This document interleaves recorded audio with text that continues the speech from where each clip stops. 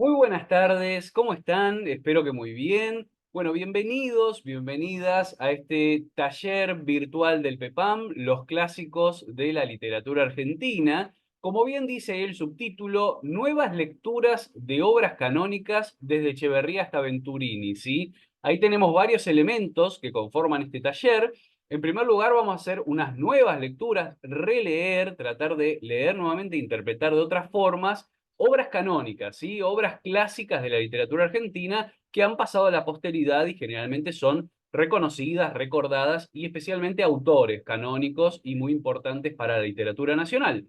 Ahí tenemos los dos extremos de este taller, ¿sí? Vamos a comenzar con Esteban Echeverría, vamos a terminar con Aurora Venturini. Tengamos en cuenta, esto nos da una idea del orden que vamos a seguir, que va a ser un orden de tipo cronológico, ¿sí? Vamos a comenzar mediados del siglo XIX más o menos, y vamos a estar terminando en los principios del siglo presente, del siglo XXI, avanzando por una gran cantidad de autores que vamos a ver principalmente del siglo XX, ¿sí?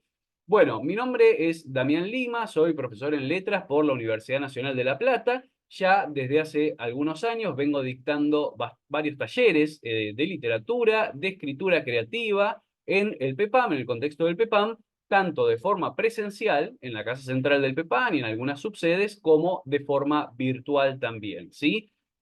Seguramente al ver esta presentación, en la primera portada del PowerPoint, se habrán preguntado, se estarán preguntando, ¿no? ¿Qué es esta cuestión que aparece ahí en ese cartelito, que casi parece como un cartel de luces de neón, ¿no? Que dice edición silvestre. Bueno, la idea, la propuesta temática de lectura para este cuatrimestre, este primer cuatrimestre del 2024 y este taller virtual, es que leamos una serie de obras de diversos autores y de muy distinto tipo que van a tratar sobre lo silvestre, la naturaleza, lo rural, las plantas, los animales, etcétera. ¿Sí? Vamos a hacer como una especie de día de campo literario, de relajación, nos vamos a correr del entorno de la ciudad y del urbano y nos vamos a meter con una serie de obras muy diferentes cada una de ellas, ¿no? Porque vamos a encontrar narraciones sobre animales, narraciones sobre la naturaleza,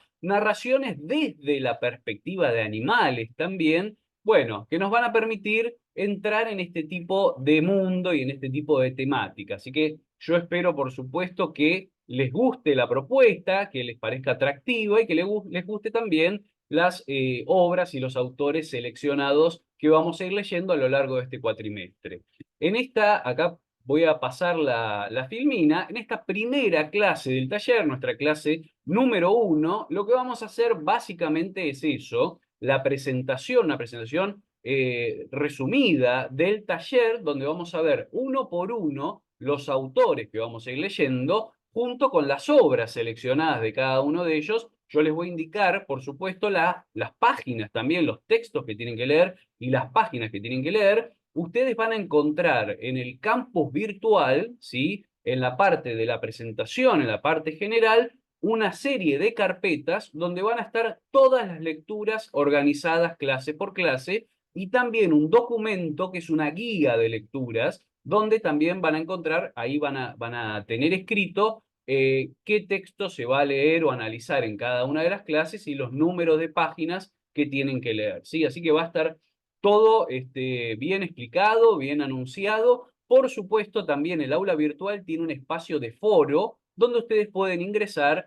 y escribir preguntas o consultas por si llega a quedar alguna duda o alguna cosa que no se comprende, ¿sí? Hoy, entonces, presentación de autoras, autores y textos que vamos a leer a lo largo del cuatrimestre. Y hacia el final de la clase, quiero que hablemos también un poquito de esta cuestión de qué es un clásico literario, qué transforma un texto en un clásico, y vamos a analizar para eso, vamos a ver las perspectivas de algunos escritores, como son, por ejemplo, Jorge Luis Borges e Ítalo Calvino, a ver qué nos dicen ellos sobre qué conforma a un clásico literario, ¿sí? Qué transforma un texto en un texto clásico. Finalmente también vamos a hablar de algunas cuestiones de esta selección que yo organicé para este taller en cuanto a la edición silvestre, ¿no? De dónde sale esa idea y algunos textos que también van por ese camino, ¿no? Que recopilan, bueno, novelas, narraciones, cuentos que tienen que ver con el mundo animal o de las plantas o de la naturaleza, ¿sí? Bien, allá vamos. Entonces, comenzamos nuestro primer autor, ¿sí? Que vamos a leer la semana que viene, en nuestra segunda clase. Ya vamos a estar debatiendo y yo voy a subir la clase en video también de esta misma forma sobre este primer autor, ¿sí? Esteban Echeverría, por supuesto, sumamente conocido, autor de comienzos, mediados del siglo XIX, el impulsor, gran autor, muy importante, impulsor de la corriente del romanticismo en el Río de la Plata, ¿sí?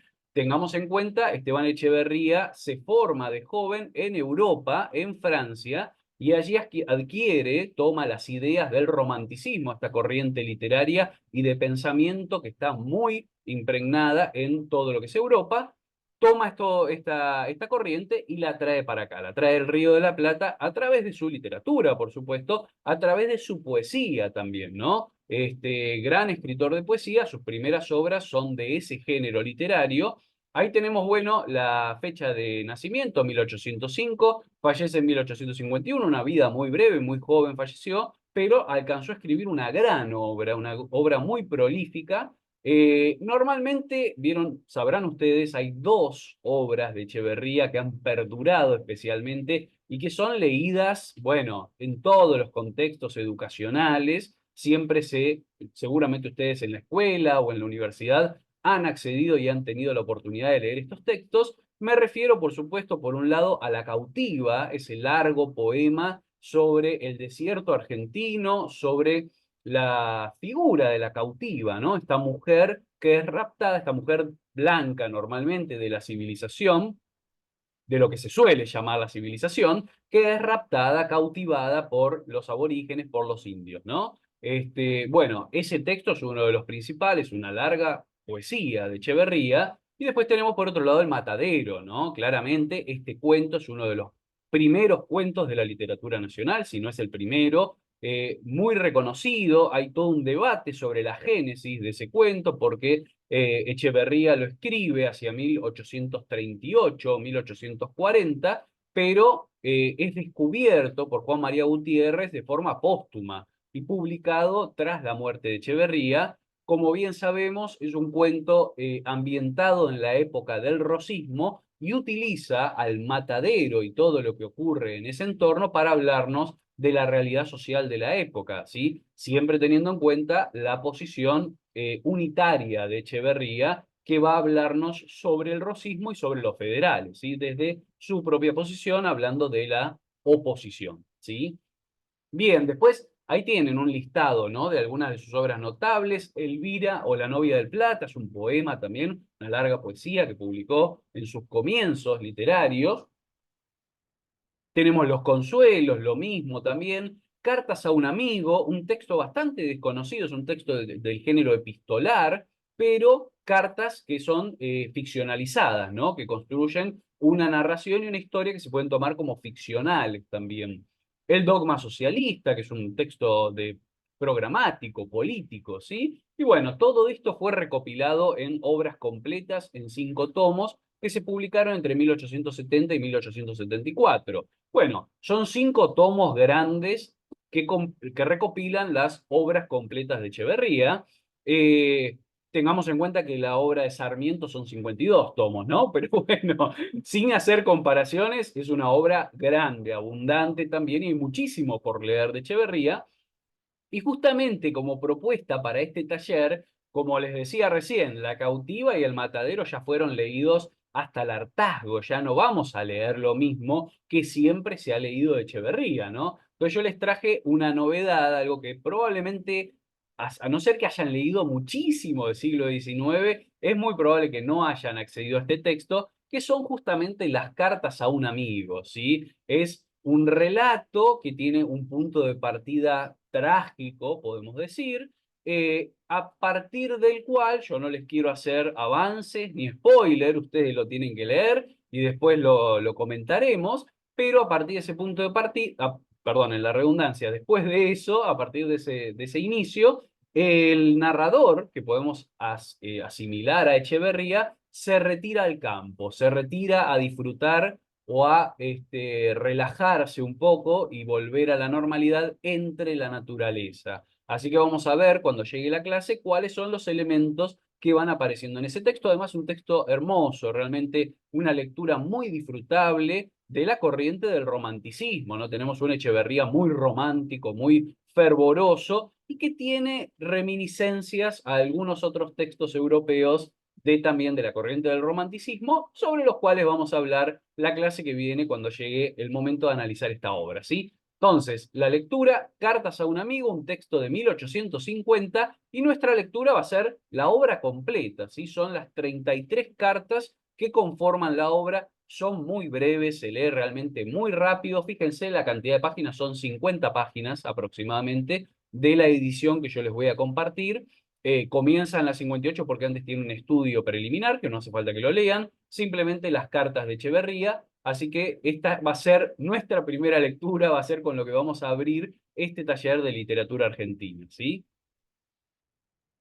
Bien, paso a lo siguiente. Nuestro próximo autor, el segundo, Lucio B. Mansilla, es quienes han hecho ya talleres virtuales conmigo, o si alguno estuvo también en la presencialidad, saben que es mi autor preferido, es uno de mis autores preferidos.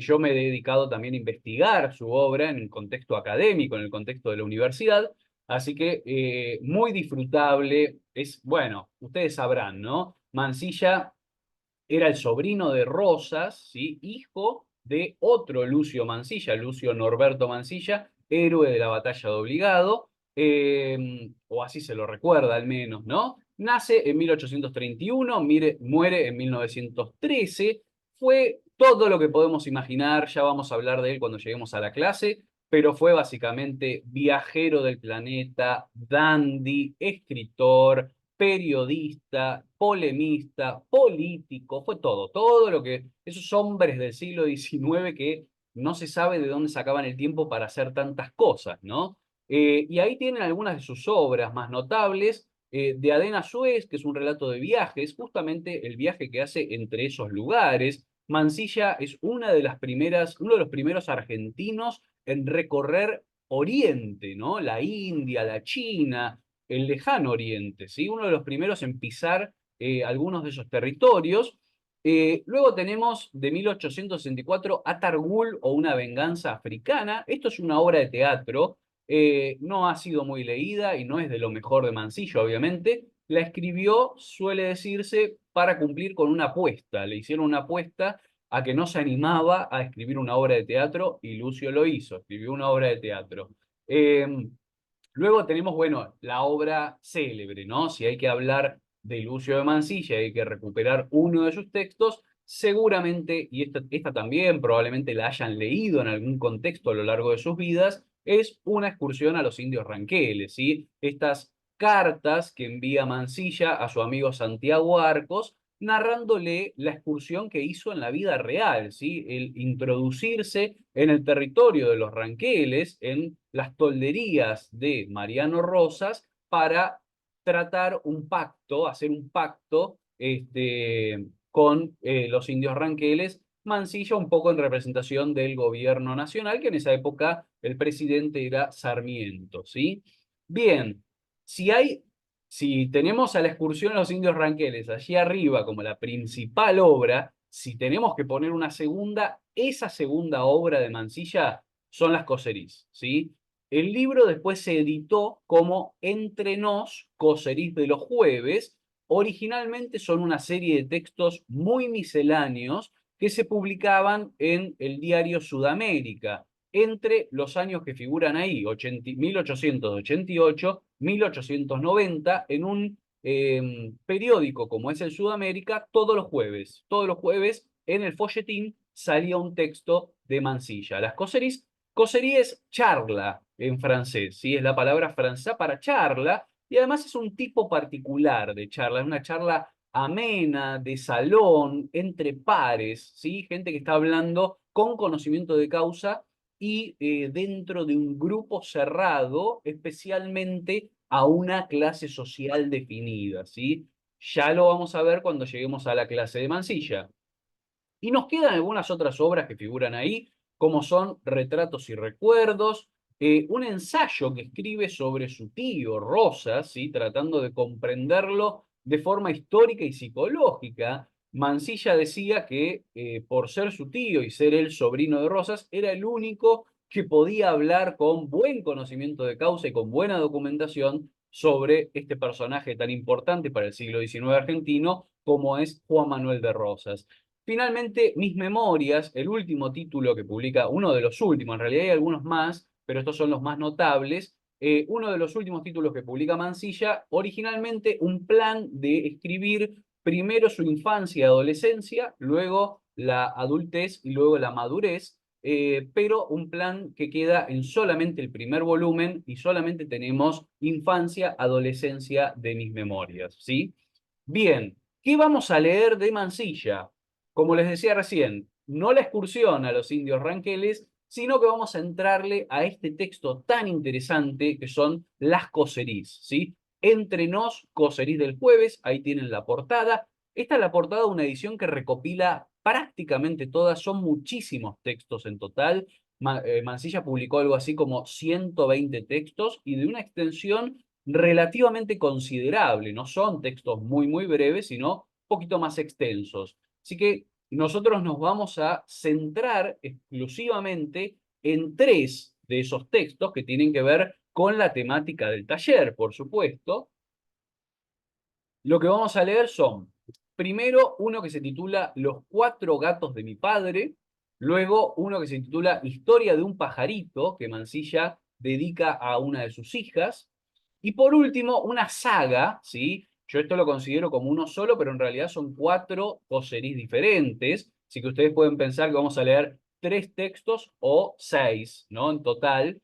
Pero bueno, es una saga que se llama la saga de Chandernagor, son textos que transcurren en esa ubicación, es un lugar, Chandernagor, un lugar en la India, y básicamente vamos a leer esos textos que son en Chandernagor, el hombre de Chandernagor, la noche de Chandernagor y los canis antus de Chandernagor, ¿sí? Esto yo les voy a pasar la versión ya seleccionada, porque como verán, cada uno de estos textos está en un tomo distinto, uno en el tomo 2, otro en el tomo 4, otro en el tomo 5, no. Yo les voy a pasar ya la selección hecha con estos textos para que puedan abrir el documento y leerlos de forma directa uno atrás del otro sin tener que andar buscando demasiado, ¿sí? Bien, paso al próximo. Acá tenemos nuestra primera autora del taller y además una curiosidad, ¿no? Porque vamos a estar leyendo a los hermanos Mansilla, ¿sí? Porque recién estábamos con Lucio y ahora pasamos a Eduarda. Eduarda es obviamente la hermana de Lucio de Mansilla, una gran escritora, escribió muchísimos textos, escribió poesía, escribió novela, escribió cuentos, ¿sí? Como siempre y como especialmente solía suceder en el siglo XIX, quedó un poco opacada o un poco invisibilizada su obra, ¿sí? Pero desde hace algunos años, desde comienzos de los años 2000 más o menos, hay muchas investigadoras y escritoras que se han encargado de recuperar su obra, ¿sí? De resaltar la importancia que tiene para la narrativa argentina, para el cuento y para la novela, la obra de Eduarda Mansilla. Nace en 1834, muere en 1892. Entre sus obras más destacables tenemos El médico de San Luis, una novela de 1860. Lucía Miranda, ¿no? De 1860 también, es una obra, una novela que recupera una leyenda tradicional nacional, ¿no? La leyenda de Lucía Miranda. Luego tenemos Pablo o la vida en las Pampas de 1869, una obra muy, muy importante, es, diríamos, la obra principal de Eduarda Mansilla, una de las principales, muy importante y que cuenta con una curiosidad adicional, que es que Eduarda la escribe en francés directamente, ¿eh? La escribe en idioma francés y la publica primero en Francia. Y lo que nosotros leemos, estaba ella viviendo en Europa, por supuesto, y lo que nosotros leemos y lo que llega acá es una traducción del original hecha por su hermano, por Lucio Mansilla, ¿sí? Así que, y ya les anticipo, es el texto que vamos a leer de Eduarda, ¿sí? Así que vamos a estar leyendo a Mansilla en sus coserís y a Mansilla en la traducción que hace de la novela de su propia hermana, ¿sí? Publicada originalmente en francés por ella. Bueno, después tenemos un libro de cuentos de 1880, muy interesante. Los cuentos, hay algunos que son para adultos y otros que están más orientados a un público infantil. Podemos pensarla a Eduarda como una precursora del género del cuento infantil también. Muy interesante esto. Recuerdos de viaje de 1882. Prácticamente cualquier escritor o escritora del siglo XIX tenía un libro de cuentos, un libro de recuerdos o de relatos de sus viajes, ¿sí? Siempre ocurría, por supuesto, quienes alcanzaban la escritura o llegaban a publicar en el siglo XIX eran personas de clase tirando alta, ¿sí? De clase alta, clase media alta, así que tenían recursos también como para viajar, y esos viajes los trasladaban luego al ámbito literario. Bien, finalmente Creaciones, que es un libro misceláneo de 1883, y Un amor de 1885. Como les anticipaba, lo que vamos a leer es Pablo o la vida en las Pampas de 1869. Es una novela, ¿sí? No la vamos a leer completa porque realmente es bastante extensa y no nos daría una clase solamente para leer, para comentarla o para leerla. Además, a ustedes les llevaría bastante tiempo leer la novela completa y esto hay que hacerlo, bueno, de una semana para la otra. Así que lo que nos vamos a limitar a leer, que no nos va a impedir igual conocer de qué trata la obra en total, son los primeros 4 capítulos, ¿sí? El capítulo 1, La papeleta; El fogón, que es el segundo; Dolores, el tercero; Amor, el cuarto. Esto nos va a permitir conocer el planteo y el estilo, además de escritura, de Eduarda Mansilla, que es muy interesante, muy importante. Y yo lo que sí voy a hacer durante la clase es un breve resumen de la trama, digamos, ¿no? De la narración o de la novela completa, sin que eso les arruine ninguna parte, por supuesto, y ustedes, si después tienen tiempo y tienen ganas, pueden ir y leer la novela completa y completar la lectura. Lo pueden hacer para la clase también, pero no es un requisito, ¿no? El requisito y lo que yo les pido que lean son estos primeros 4 capítulos. Lo vamos a leer de la traducción que yo les voy a dejar en el campus, que es la hecha por Lucio Mansilla. Ahí lo que yo les compartí en la imagen, en la portada, es la tapa, la portada de la primera edición en francés, ¿sí? Del 69. Fíjense que el título y toda la información está toda en francés, publicada en París en el 69, ¿sí? Bien, avanzamos, ¿sí? Y acá ingresamos, ya salimos del siglo XIX, dejamos a Echeverría y a los hermanos Mansilla, y vamos a ingresar poco a poco, muy lentamente, en la literatura del siglo XX. Nuestro primer autor va a ser Ricardo, el primer autor del siglo XX, ¿sí? Va a ser Ricardo Rojas, que nace en 1882, fallece en 1957, un personaje importantísimo para la cultura, especialmente para la cultura nacional. Tengamos en cuenta, es el primero en escribir una historia de la literatura argentina, ¿sí? Después se hicieron otros intentos, otros proyectos, mejor dicho, de armar historias de la literatura nacional, pero Rojas es el primero, un proyecto ambicioso totalmente, magnífico, lo logra concretar. Son 4 tomos, ¿sí? Que ordenan la literatura nacional en base a temas y en base a cronología. Muy importante. Es una obra que publica Ricardo Rojas entre 1917 y 1922. Y bueno, es por lo que se lo recuerda principalmente, ¿sí? Lo primero que asociamos al nombre de Ricardo Rojas, además del instituto que está en en la Universidad de Buenos Aires, el Instituto Ricardo Rojas de Literatura Argentina. Además de eso, lo primero es la historia de la literatura argentina que él escribió. Tenemos otras obras muy notables de él, como son, por ejemplo, Victoria del Hombre. Es su primer libro y es un libro de poesía, muy buena poesía. Una poesía, por supuesto, que está ahí en el cruce, en el límite entre el siglo XIX y el siglo XX, ¿no? Una poesía un poco romántica y hoy en día nos suena un poco anticuada ya, ¿sí?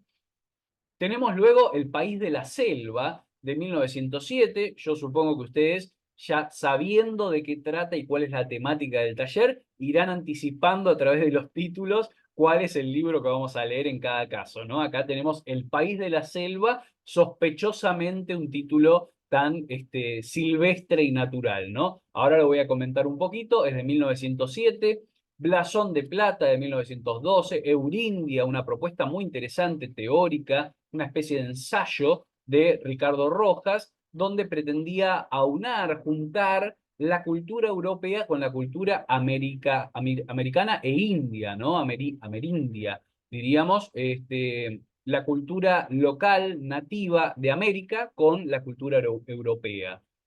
Silabario de la decoración americana, también un texto muy interesante sobre el estilo y cierto tipo de estilo de lo nativo americano. Rojas fue un defensor de la cultura nativa, la cultura local americana, latinoamericana. Bueno, El Santo de la Espada, Ollantay, El Profeta de la Pampa son algunas de sus otras obras. Y por supuesto, como les decía recién, lo que vamos a leer nosotros es El País de la Selva, es un gran libro, gran obra de Ricardo Rojas. Eh, es una obra que tiene como punto de partida un viaje que hace Rojas a esta región que él bautiza como el País de la Selva. Es una región que hoy en día podríamos asociar con las provincias correspondientes a el Chaco, Formosa, ¿no? Todo más o menos por esa zona, el el norcentro, noreste argentino, podríamos decir, norcentro argentino. Bueno, es una región que él recorre, una región selvática, que él va a recorrer y va a ir recopilando las tradiciones de la gente del lugar, distintas tradiciones, leyendas, mitos, un montón de cosas. Es una obra vastísima y muy, muy interesante, pero como le decía, es este trabajo de campo, ¿no? De ir conocer la región, que es la región además donde el propio Ricardo Rojas había nacido y había pasado su infancia, conocer la región, hablar con sus habitantes y contarnos cómo es la cultura local de ese lugar, ¿sí? Fíjense, los textos que yo elegí para que leamos acá tienen que ver con leyendas y cuestiones tradicionales de la tradición de esa región, como son la leyenda de El Toro Diablo, que es uno de los textos, el Runa Uturuncu, ¿sí? Que es el hombre, en vez de ser el hombre lobo, es el hombre tigre en este caso, ¿sí? Son las palabras en el lenguaje originario que dan nombre a ese ser fantástico, podríamos decir, ser mitológico, legendario. La mulánima, ustedes habrán escuchado hablar quizás de la mulánima o el alma mula, y el cacuy, ¿sí? Un pajarito que tiene también una historia y una tradición por detrás. Así que esos son los textos, los relatos que vamos a leer de El País de la Selva de Ricardo Rojas. Bien, paso al siguiente, un autor increíble, impresionante. Si no lo han leído, léanlo porque es un descanso para el alma, digamos, ¿no? Es un descanso para la vida. Leerlo a Hudson es meterse con la naturaleza, con los pájaros, con lo silvestre, con el placer de estar frente a un ámbito natural, a una laguna, a los pajaritos. Además, tengamos en cuenta, Hudson lo narra todo desde su infancia, así que es casi un transportarse a la infancia y a la naturaleza, ¿sí? Bueno, Guillermo Enrique Hudson, o Hudson, también conocido como William a veces, ¿no? Porque William Henry Hudson también se lo conoce, porque obviamente es un escritor argentino, nacido en Argentina, pero de descendencia directa de padres ingleses y además pasa la mitad de su vida o gran parte de su vida acá en la Argentina, pero luego vuelve a Inglaterra, se instala allá y termina de escribir alguna parte de su obra allá. Es verdaderamente triste la historia de vida de Hudson, ya lo vamos a ver cuando lleguemos a su clase, y es triste porque él disfrutaba mucho de la naturaleza y de lo que había vivido de chico acá en la Argentina, y cuando vuelve, o vuelve no, o viaja en realidad y se instala definitivamente en Inglaterra, tiene un tipo de vida totalmente diferente y no lo disfruta y no tiene posibilidades de volver acá a el lugar que él tanto amó y que tanto disfrutó en su infancia y su juventud, ¿sí? Bueno, es el que le da nombre, por supuesto, al lugar, ¿no? Al lugar a Hudson, donde es el lugar que es un partido, si no me equivoco, cercano a Quilmes, ¿no? Está por la zona de Quilmes, localidad, no, partido no, es una localidad, la localidad de Hudson, cercana a la zona de Quilmes, ¿sí? Que es la zona, la región donde vivió él, donde pasó su infancia. Obras notables, ¿sí? Tenemos La Tierra Purpúrea de 1885, Una Era de Cristal de 1887, Días de Ocio en la Patagonia, también un relato de viajes que conoce el sur argentino y cuenta todo lo que ve ahí, lo que ve, las costumbres, las tradiciones, cómo él disfruta de ese contacto con lo natural, con lo silvestre.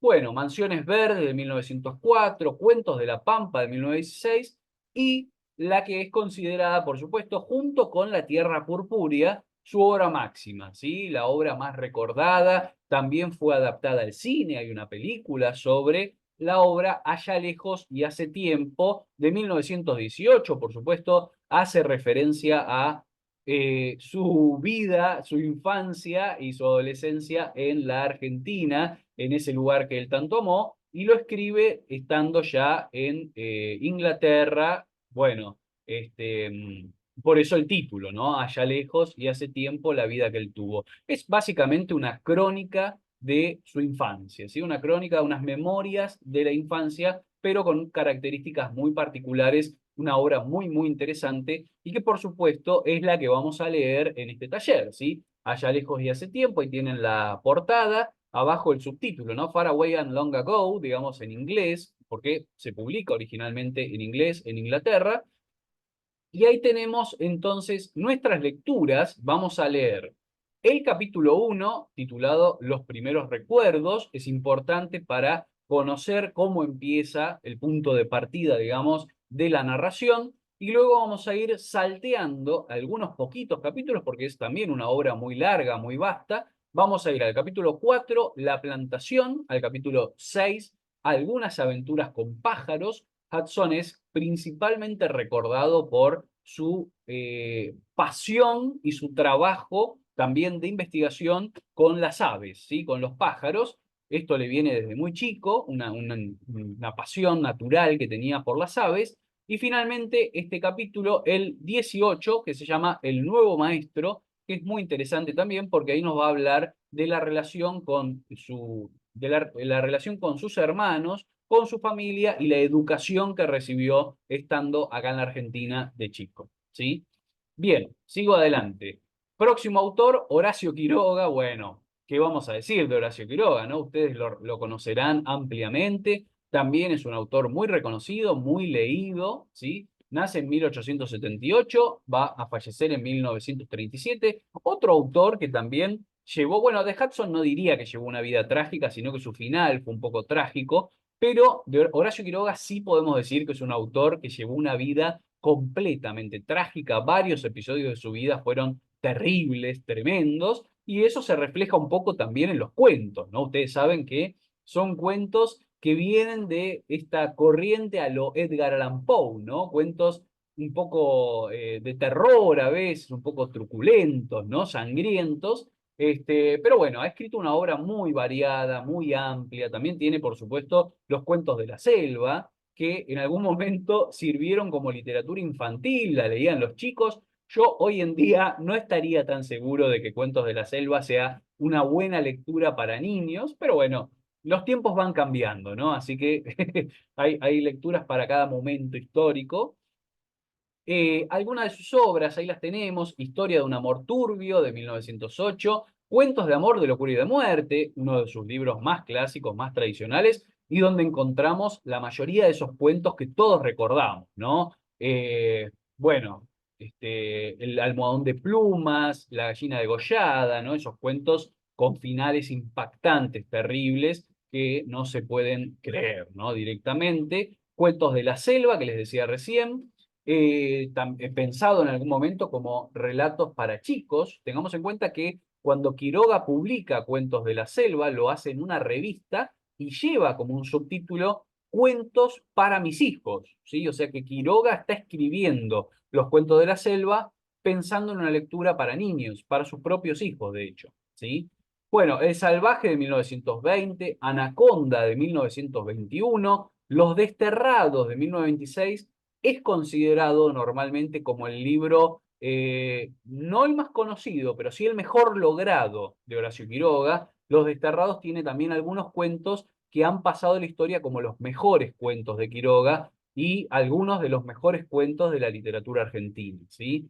Más allá de 1935 y finalmente unos volúmenes que son de obras inéditas y desconocidas que se publicaron en 4 tomos de forma póstuma en 1967. Bueno, como suele pasar con muchos autores, la obra queda un poco dispersa, quedan manuscritos, quedan publicaciones en prensa periódica, en revistas, que luego se recopilan en tomos de obras inéditas, ¿sí?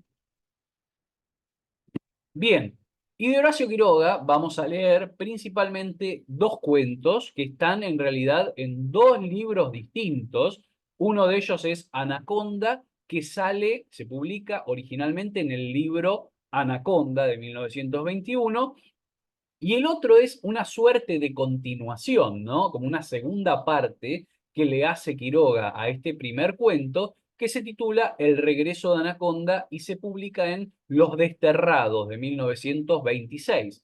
Yo les voy a compartir en el aula virtual un documento que ya tiene directamente los dos cuentos, ¿sí? Ahí van a encontrar directamente en un único volumen Anaconda y El regreso de Anaconda, que son los dos cuentos que vamos a leer, que es muy interesante porque tenemos ahí la perspectiva del animal, ¿sí? La animalización del narrador, y el cuento va a estar narrado desde las serpientes, principalmente desde la anaconda y otras serpientes que van a aparecer en esa historia, ¿sí? Es decir, que vamos a conocer básicamente la perspectiva de los animales y lo que opinan sobre el mundo de los hombres, ¿sí? Bien, sigo adelante. Borges, ¿qué vamos a decir de Borges, no? Jorge Luis Borges, bueno, podemos, a ver, vamos a ser un poco taxativos, así rápidamente, pero podemos decir que es sin duda uno, casi digo uno de los, pero quisiera decir el mejor escritor de la literatura argentina, por lo menos, si no el mejor, yo creo que lo es, y muchos estarán de acuerdo, pero es el más influyente, ¿sí? Es el escritor que ha tenido mayor influencia sobre la literatura argentina del siglo XX, del siglo XXI, la literatura actual, y además, y este sí es un mérito muy importante, ha tenido gran influencia sobre la literatura universal, ¿no? Del siglo XX. Hay autores de todos los países del mundo que han leído a Borges y han armado y construido su literatura desde la influencia que tuvo en ellos haberse encontrado con las obras de Borges. Así que bueno, estamos ante la presencia de un autor absoluto, ¿no? Un autor impresionante, realmente las cosas que escribía Borges ahí a mediados del siglo XX no las había hecho nadie nunca antes. Ahí pueden ver el conjunto de algunas de sus obras notables. Fervor de Buenos Aires es uno de los primeros libros de poemas que va a escribir Borges. Borges empieza escribiendo poesía. Inquisiciones, un libro de ensayos de 1925. Y acá nos encontramos con las dos obras máximas. Hay dos libros que son los más importantes lejos, ¿eh? Lejos son los más importantes de Borges y dos de las obras más importantes de la literatura nacional, como son, por un lado, Ficciones de 1944, por otro lado, El Aleph de 1949. El propio Ricardo Piglia, ¿no? Ricardo Piglia, gran escritor, gran conocedor de la obra de Borges, daba charlas, ustedes pueden buscar, hay charlas en internet programas de televisión fueron en realidad, en internet muy buenos de Piglia hablando sobre Borges, y él lo aclara y lo dice muy clarito ahí, la obra de Borges, que son la principal, que son esos libros de cuentos de la década del 40, ¿no? O sea, Ficciones y El Aleph. Después tenemos Otras Inquisiciones, que es una continuación de Inquisiciones, también ensayos de 1952. El Hacedor, un libro un poco misceláneo que mezcla ensayos, cuentos breves y poemas de 1960. Y El Informe de Brody de 1970, bueno, uno de los últimos libros de cuentos, junto con el libro de Arena también, que ya tiene un nivel muy inferior al de los libros de la década del 40, porque, como ustedes bien saben, Borges se va quedando ciego, ¿sí? Borges hacia el 50, hacia el año 50, va perdiendo la vista, progresivamente se va quedando cada vez más ciego, y para este momento, cuando escribe el informe de Brody o el libro de arena, ya estaba completamente ciego. Entonces, debido a que él escribía en base a lo que leía también, su literatura, su narración se ve muy perjudicada, ¿no? Por este factor. Bien, acá les puse un detalle que es importante para lo que vamos a leer nosotros. Los libros que publicó en colaboración, ¿no? Tenemos Seis problemas para Don Isidro Parodi, que es un libro policial que publica con seudónimo en colaboración con Adolfo Bioy Casares, ¿no? Con quien, un gran amigo de Borges, otro gran escritor argentino, con quien escribió muchas obras en colaboración. El manual de zoología fantástica, que es justamente, ahora vamos a verlo, lo que vamos a leer nosotros, y ahora les voy a decir con quién lo escribió, y un libro titulado ¿Qué es el budismo?, de 1976, que también escribe en colaboración.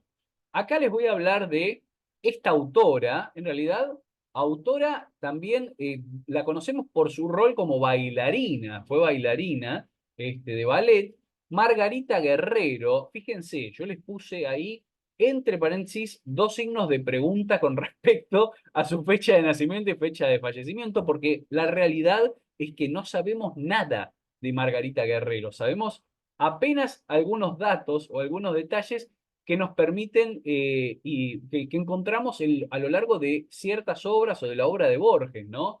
Escribe tres libros, en realidad dos son dos versiones distintas del mismo libro, junto a Borges, es decir, colabora, ¿no? Margarita Guerrero con la elaboración de estos libros. Tengamos en cuenta en la época que Borges está ciego, ¿no? Entonces necesita alguien, o está quedándose ciego, necesita que alguien lo ayude a armarlo. Y tenemos el Martín Fierro de 1953, el Manual de Zoología Fantástica de 1957, que luego es ampliado y corregido y se publica de vuelta 10 años después como El libro de los seres imaginarios. Son básicamente la misma obra, solamente que el libro de los seres imaginarios amplía e incorpora algunos textos más a el manual de la zoología fantástica, ¿sí? Bien, y fíjense este dato que pude rastrear de forma dificultosa. No hay nada sobre ella, pero hay un libro que ustedes quizás conozcan, que es El Borges, que publicó Bioy Casares, ¿sí? Es un libro gigante. Yo, de hecho, lo tengo acá, miren, lo puedo mostrar, lo tengo acá justo al ladito mío. Es este libro, ahí no sé si lo verán. Bueno, seguramente mi pantallita se ve muy chiquitita, pero fíjense lo que es, ¿no? Miren, compárenlo con el tamaño de mi cara, ¿no? Es un libro inmenso. Básicamente es un diario que escribió Bioy Casares, enfocado en Borges, ¿no? En todas las veces que se juntaban a comer, en lo que decía Borges, en las cosas que opinaba. Bueno, es un libro fascinante, obviamente, porque es meternos en la vida íntima y privada de este grupo de amigos, entre los cuales estaban Borges, Bioy Casares, Silvino Campo, Victorio Campo, Wilcock, José Bianco, entre muchos otros. En ese libro encontramos este fragmento que yo les traje ahí, que dice: Margarita Guerrero se había peleado con su padre y para no depender de él, quería ganarse la vida, iba a traducir para alguna editorial. Es decir, lo único que sabemos de Margarita Guerrero es que fue bailarina de ballet, colaboró en obras con Borges e iba a traducir alguna obra para alguna editorial. Eso es todo lo que les puedo contar sobre ella, pero es importante, y la foto, ¿no? La foto que pueden ver ahí, es importante que recuperemos su figura porque, bueno, trabajó con Borges y deberíamos conocer más sobre ella, ¿sí?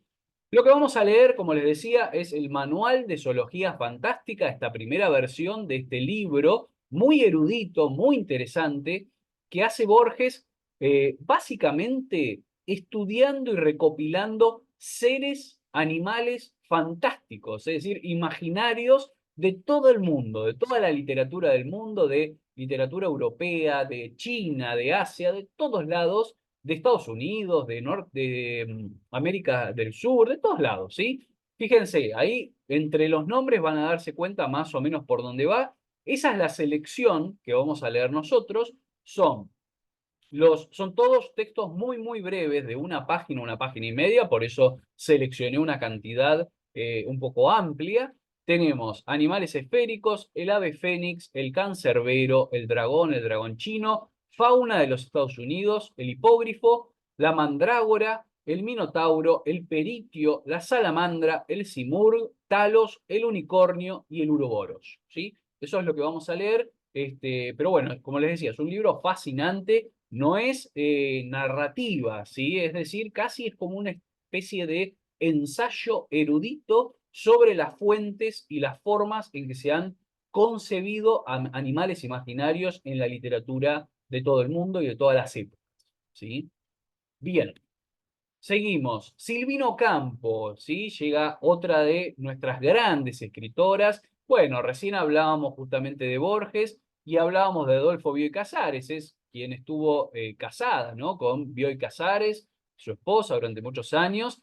Ahí, de hecho, en la foto que ustedes están viendo, están ellos dos juntos con todos los perros que tenían. Supuestamente, si no me equivoco, tenían 9 perros en total. Tenemos una foto de ellos dos juntos.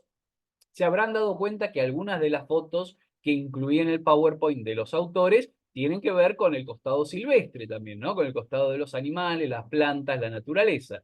Bueno, Silvina nace en 1903, fallece en 1993, es nuestra gran cuentista, ¿sí? Si hay que tomar un punto de partida de la cuentística escrita por mujeres en la Argentina, Silvina Ocampo es sumamente relevante, hay que tomarla como el inicio de una forma de escribir cuento, y además piensen ustedes la dificultad, digo yo, ¿no? Para hacerse su propio estilo y su propia forma de escribir cuentos, teniendo al lado a Borges y a Bioy Casares, ¿no? También muy reconocidos por una cuentística muy importante, pero aún así Silvino Campo se destaca completamente y se separa completamente de lo que han hecho los otros dos escritores, ¿sí? Bien, tenemos como obras notables, la gran mayoría son libros de cuentos. Viaje olvidado de 1937, Enumeración de la Patria es de poesía, ¿no? De 1942, Los que aman odian, que es una novela relativamente breve, del 46, escrita en colaboración con Bioy Casares, y esto fue adaptada al cine hace poquito. Hay una película de Los que aman odian, no muy buena, pero se puede ver esa adaptación cinematográfica también. Los traidores es una obra de teatro de 1956 que escribe en colaboración con Rodolfo Wilcock. Juan Rodolfo Wilcock, un gran escritor, yo lo suelo dar en los talleres de literatura. Lo he dado en un taller de verano y lo he dado también en un taller, en el otro taller que se llama Los raros de la literatura argentina, ¿no? Porque acá estamos viendo todos autores clásicos, y a Wilcock hay que meterlo dentro de la categoría de raros y olvidados, ¿no? Porque ya no se lo lee mucho, pero es un gran escritor, gran autor, y además pertenecía a este mismo grupo, a este núcleo de autores y de escritores, donde estaban Borges, Bioy y Silvina, ¿sí? Bien, y luego tenemos los libros de cuentos de Silvina más reconocidos, los más importantes, como son La Furia, probablemente el más importante de todos, de 1959, Las Invitadas, de 1961, y así sucesivamente, de 1987, y Cornelia frente al espejo, del 88, ¿sí? Bien, por supuesto, hay muchas obras más de ella. Yo solo les traje algunas notables acá, y cuando estemos en la clase dedicada a Silvino Campo, lo mismo para el resto de los autores, veremos la obra completa o la gran mayoría de la obra, ¿sí? Bien, ¿qué vamos a leer de Silvino Campo? Tenemos una serie de cuentos que en realidad se han publicados en distintos libros originalmente, pero los van a encontrar todos recopilados en este volumen que es Cuentos Completos, publicado en 1999. Los cuentos que vamos a leer, la gran mayoría son muy breves, son todos muy breves en realidad, algunos mucho más breves que otros. Son Hombres, Animales, Enredaderas, es el título de uno de los cuentos. 9 perros, ahí está, yo les hacía esta relación de la cantidad de perros que tenían. 9 perros, un cuento maravilloso donde Silvina va enumerando los perros que tuvo a lo largo de su vida y la relación que tuvo con cada uno de ellos. Es preciosísimo. La liebre dorada y Azabache, ¿sí? Esos son los 4 cuentos que vamos a leer de Silvino Campo. Bien, sigo avanzando. Antonio Di Benedetto, bueno, gran autor mendocino, además, ¿no? De las provincias, un escritor de las provincias, nacido en 1922, falleció en 1986, tiene una obra importantísima, quizás la más reconocida, la que ustedes probablemente han leído, es Sama, esta novela de 1956, que también tuvo una adaptación cinematográfica hecha por Lucrecia Martel hace algunos años. Si no me equivoco, es una película del 2017. Pero bueno, también Di Benedetto escribió cuentos, como por ejemplo los de Mundo Animal, su primer libro de cuentos de 1953. Tenemos otras dos novelas que se han añadido normalmente, se han agrupado junto a Sama, que son El Silenciero y Los Suicidas. Y a estas tres novelas se las ha catalogado generalmente como la trilogía de la espera, ¿sí? Tres novelas que tienen ciertos temas, cierto estilo en común, ¿sí? Bien. Luego, el libro de cuentos breves absurdos. Cuando lleguemos a la clase de Di Benedetto vamos a hablar bastante de ese libro porque es muy, muy interesante y muy trágico y terrible el medio por el cual eh, Di Benedetto concibió esos cuentos, ¿no? La génesis, la concepción de esos cuentos es terrible. Pensemos los años, ¿no? Contexto de la última dictadura en la Argentina. Fíjense que la publicación es en 1978, pero en España, ¿sí? O sea, Di Benedetto los escribe estando acá preso por la última dictadura, ¿sí? Después tenemos Cuentos del Exilio, Sombras nada más, y finalmente se recopila gran parte de estos cuentos, en realidad no gran parte, todos estos cuentos, en Cuentos Completos del año 2006. Lo que vamos a leer nosotros es el primer libro de cuentos, es un Antonio Di Benedetto joven y empezando a escribir, pero ya con una potencia narrativa increíble. Cuentos de Mundo Animal de 1953, cuatro de ellos, Mariposas de Koch, Es superable, Reducido y Sospechas de perfección. Esos cuatro son los cuentos que vamos a leer de este libro de Antonio Di Benedetto. Sigo adelante. Manuel Mujica Lainez, bueno, gran escritor también, seguramente lo conocerán. Nació en 1910, falleció en 1984. Una de sus obras más reconocidas es Misteriosa Buenos Aires, ¿no? Este libro de cuentos que va narrando de forma cronológica la historia de Buenos Aires, ¿no? Empezando allá con los episodios de la hambruna y del canibalismo durante la primera fundación de Buenos Aires con Pedro de Mendoza y terminando ahí, bueno, por fines del XIX, principios del siglo XX, ¿no? Con estos cuentos ya más de la actualidad de ese momento en el que lo escribió Mujica Lainez, ¿sí? Otras obras notables suyas, bueno, Aquí vivieron, Los ídolos de 1953, Bomarzo, ¿no? Que es una novela impresionante, muy importante, pero también impresionante en cuanto a tamaño y cantidad de páginas. El unicornio de 65, Cecil de 1972, ahora lo vamos a ver porque es la obra que vamos a leer para este taller. El laberinto del 74, El escarabajo del 82 y Un novelista en el Museo del Prado de 1984. Sus novelas suelen ser un poco barrocas, ¿no? Y además tiene esta cuestión de la relación de Mujica Lainez con el arte, ¿no? Muchas de ellas explora la cercanía y el conocimiento del arte, de la arquitectura, de la escultura, de lo pictórico, un hombre muy culto, también, como decíamos antes, de buenos recursos económicos, ¿no? De clase alta. Por lo tanto, viajó mucho, conoció mucho y era incluso propietario de muchas obras de arte y de muchos, de muchas, sí, bueno, de obras de arte, de esculturas, distintos elementos, ¿sí? Bien, vamos a leer entonces, como les anticipaba y les decía, Cecil, y esto es muy, muy interesante porque ¿qué hace Mujica Lainez en este libro? Básicamente es su biografía, su autobiografía, así a grandes rasgos, pero narrada desde la perspectiva de su perro, ¿sí? O sea que el perro, llamado Cecil justamente, este perro de raza, ¿no? que aparece ahí en la portada de esta edición, el perro nos va a contar la vida de Manuel Mujica Lainez, ¿sí? La biografía de su dueño.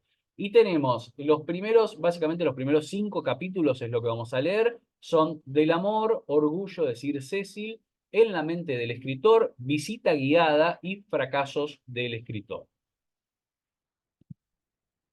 Bien, ya estamos llegando casi al final, si no me equivoco, nos quedan las últimas 2 autoras. La anteúltima es esta gran escritora también, Griselda Gámbaro. Griselda Gambaro, perdonen, no sé por qué dije. Bueno, ahora no recuerdo si era Gámbaro o Gámbaro, porque hay un debate en torno a cómo se pronuncia el apellido de esta escritora.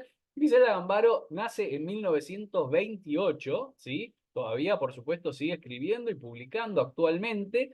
Eh, Obras notables de Griselda Gambaro, tenemos Madrigal en Ciudad de 1963, son, si no me equivoco, 3 novelas, 3 novelitas breves en un único libro. El Desatino de 1965, Ganarse la muerte de 1976, una obra importantísima, no solo por la narración en sí, que es muy buena, sino además por el contexto, ¿no? Fíjense el año de publicación y es una de las obras por las que fueron censuradas directamente y prohibidas por la última dictadura, y Griselda fue perseguida, ¿sí? Por la publicación de ese libro, ¿sí?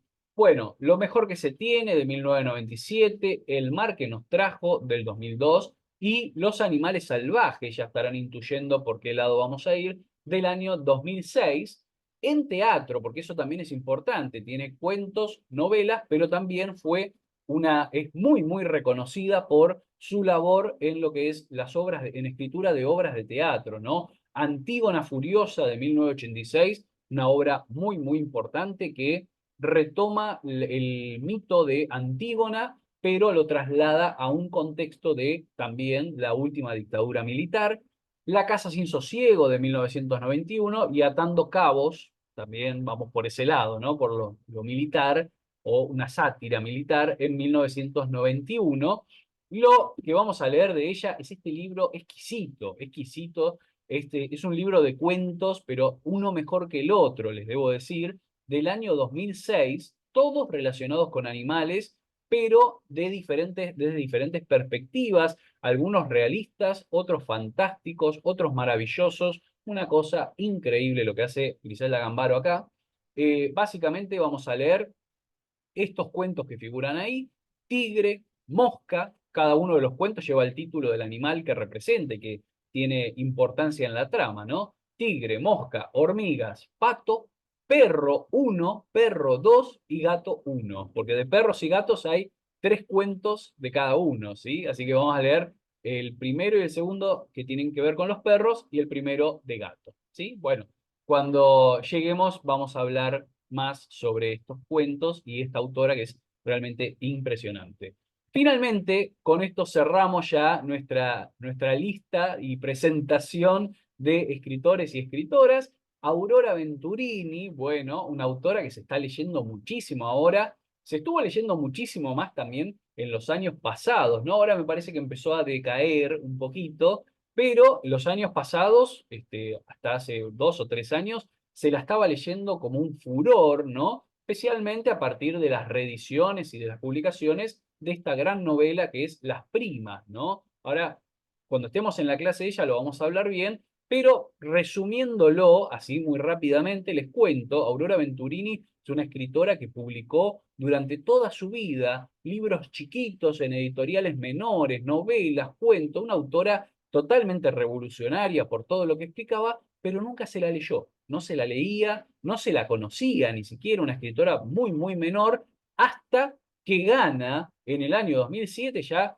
con una edad muy avanzada, ya grande de edad, gana un premio, gana un concurso literario con la novela Las Primas y la catapulta totalmente a la fama. Ahí se la empieza a conocer, pero fíjense un caso de una autora que obtuvo reconocimiento y empezó a ser leída cuando ya era muy grande, ¿sí? El resto de su vida publicó y nadie la tuvo en cuenta. Y esos libros que ella publicaba de joven o en la adultez y que nadie tenía en consideración, fueron releídos y revalorizados de alguna forma, y también reeditados, ¿no? Por editoriales un poco más grandes, ya de grandes, ¿sí?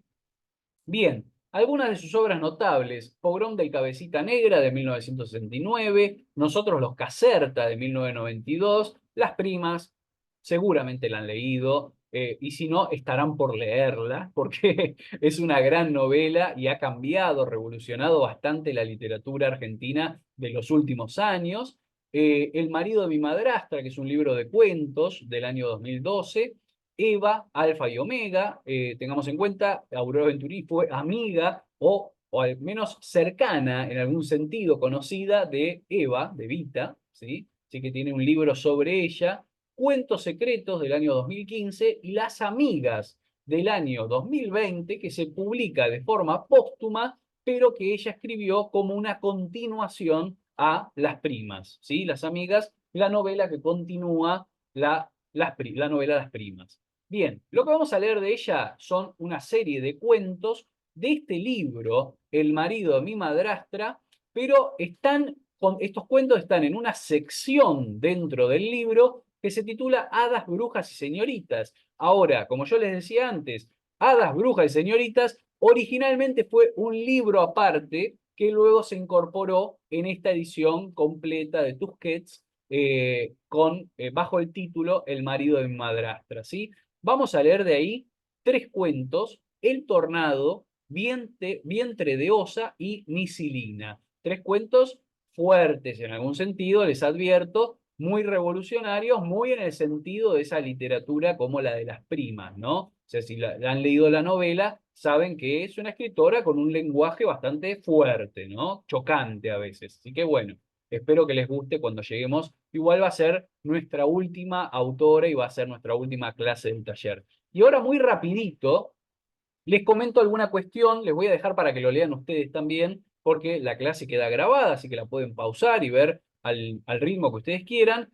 La edición silvestre, ¿no? Esto de la naturaleza, los animales, las plantas y los bestiarios, yo lo tomé originalmente, tomé la idea de este libro, ¿no? Este libro, Zoografías, Literatura Animal, es básicamente un volumen donde este autor, Mariano García, fue recopilando textos de todas las épocas y de todos los países que tuvieran alguna relación con los animales, ¿no? Cómo aparece el animal, la figura de los animales a lo largo de la literatura universal de todas las épocas, ¿no? Entonces, fíjense este fragmento de la introducción que dice: resulta asombroso comprobar hasta qué punto desde los inicios prehistóricos el animal habitó la imaginación del hombre y le ayudó a reflexionar sobre sí mismo, sobre su lugar en el mundo y aún en el universo, en ese cielo estrellado donde habitan osas, perros, cangrejos, ¿no? Desde la concepción del universo ya tenemos una relación con el animal. Desde la institución totémica hasta la fantasía de metamorfosis, los tiempos primitivos del hombre se hallan indisolublemente unidos al animal, que es a la vez reloj y eternidad. La relación con lo animal es especialmente pagana, con momentos críticos en la religión egipcia y en la mitología grecolatina, y solo a partir del cristianismo se traza una línea divisoria. A partir de entonces, el animal comienza a acumular potencial simbólico para referir vicios o virtudes, es decir, para representar lo que eminentemente el animal no tiene, una moral, ¿sí? Bueno, un fragmento para que vean simplemente que este tema, esto de la presencia de lo animal en la literatura, de lo silvestre, de la naturaleza en la literatura, está desde el comienzo, desde que el hombre se sentó a contar historias, ¿no? Ya desde ese momento aparece la relación del hombre con lo animal, que es básicamente lo que vamos a ir abordando a lo largo de este taller, ¿sí? Y finalmente, el tema de los clásicos. ¿Qué es un clásico literario? Las lecturas canónicas. Yo les traje algunos fragmentos.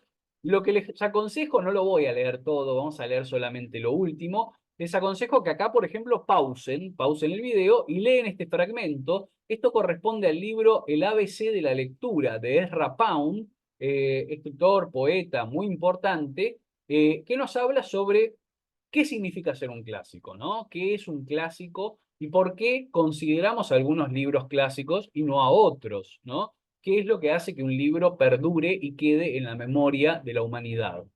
Les traje también esto de este libro de Italo Calvino, ¿Por qué leer los clásicos? Básicamente nos da Calvino acá una serie de definiciones de qué significa ser un clásico, ¿no? Fíjense, por ejemplo, la primera dice, los clásicos son esos libros de los cuales se suele oír decir, estoy releyendo y nunca estoy leyendo, ¿no? Por eso también el nombre del taller es Nuevas Lecturas de libros y autores clásicos, ¿no? Es como que vamos a ensayar una nueva lectura de algo que ya por ser clásico supuestamente se da por leído, aunque no es así, ¿no? Obviamente no siempre tiene que ser así. Bien, fíjense la sexta definición, yo no las voy a leer todas, como les digo, pausen acá y léanlas detenidamente si les interesa. En el aula virtual también van a encontrar subido el PowerPoint, así que pueden ir directamente y mirar, recorrer el PowerPoint otra vez. La sexta dice, un clásico es un libro que nunca termina de decir lo que tiene que decir. Importantísimo, ¿no? Porque básicamente es eso, o sea, cada vez que abramos un clásico, cada vez que abrimos el Quijote, por decir un clásico de clásicos, cada vez que abrimos el Quijote nos dice algo nuevo, ¿no? Nunca se va a agotar lo que nos puede decir, lo que nos puede transmitir el Quijote, la Ilíada, la Eneida, cualquiera de esos grandes clásicos de la historia universal, ¿no? De la literatura universal. Bien, acá hay otras definiciones, yo les dejo para que lo lean, ¿sí? Acá pueden pausar y leerlo. Y ahora sí vamos a Borges, en otras Inquisiciones, hay un texto que se titula Sobre los clásicos, ¿sí? Fíjense, dice, clásico es aquel libro que una nación o un grupo de naciones o el largo tiempo han decidido leer como si en sus páginas todo fuera deliberado, fatal, profundo como el cosmos y capaz de interpretaciones sin término. La gloria de un autor depende en suma de la excitación o de la apatía de las generaciones de hombres anónimos que la ponen a prueba en la soledad de sus bibliotecas. Clásico no es un libro, lo repito, que necesariamente posee tales o cuales méritos, es un libro que las generaciones de los hombres, urgidas por diversas razones, leen con previo fervor y con misteriosa lealtad. Fíjense qué interesante la operación de Borges, porque traslada la decisión de considerar algo clásico o no al lector, ¿sí? Es decir, no habría ninguna característica que definiera un libro como clásico, sino que los lectores se ponen de acuerdo, digamos, todo el conjunto de los lectores de libros se ponen de acuerdo, es un pacto tácito para definir y decir qué libros son clásicos, ¿no? Es una operación de lectura, básicamente, el definir o no algo como clásico. Y por último, para ya cerrar la clase, esta definición que a mí me encanta de Italo Calvino, volviendo a por qué leer los clásicos, donde nos propone una apertura de la definición y básicamente lo que nos dice Calvino es, cada uno de nosotros tiene sus propios clásicos, cada uno tiene sus propios libros que ama, que adora y con los que se relaciona, y esos son sus clásicos, ¿sí? El clásico de cada uno. Dice, no queda más que inventarse cada uno una biblioteca ideal de sus clásicos, y yo diría que esa biblioteca debe comprender por partes iguales los libros que hemos leído y que han contado para nosotros y los libros que nos proponemos leer y presuponemos que van a contar para nosotros, dejando una sección vacía para las sorpresas, los descubrimientos ocasionales, ¿sí? Es decir, lo que nos propone Calvino es que cada uno de nosotros tenemos nuestros propios clásicos que no necesariamente son los clásicos de los demás, ¿no? Libros que nos han gustado, que hemos leído y que para nosotros son obras clásicas, para nosotros, ¿sí? Bueno, acá llegamos entonces al final de la primera clase, clase de presentación, como les decía. Espero que les guste la propuesta de lectura, que les agraden los autores, las obras, principalmente que los disfruten, ¿no? Porque acá, si hay algo que tenemos como propósito en este taller, es el goce, el disfrute de la literatura y principalmente de los clásicos de nuestra literatura argentina. Así que dejamos acá por hoy, nos vamos a reencontrar la semana que viene para tener nuestra segunda clase, donde empezaremos a comentar y a charlar sobre las cartas a un amigo de Esteban Echeverría, ¿sí? Así que ustedes ingresen al campus, descarguen, al aula virtual del campus, descarguen el material de lectura, vayan leyéndolo. Yo la clase, por supuesto, la subo la semana próxima, pero ustedes, como saben, pueden mirarla y ver el video de la clase en el momento que ustedes gusten, porque el taller tiene justamente esa modalidad de tipo asincrónico, ¿sí? Que no necesitan ir siguiéndola en vivo, sino que lo pueden ver cuando ustedes tengan tiempo. Bueno, les dejo un abrazo muy grande, les dejo un saludo cariñoso y seguimos entonces la semana que viene con más literatura argentina. Gracias, que estén muy, muy bien.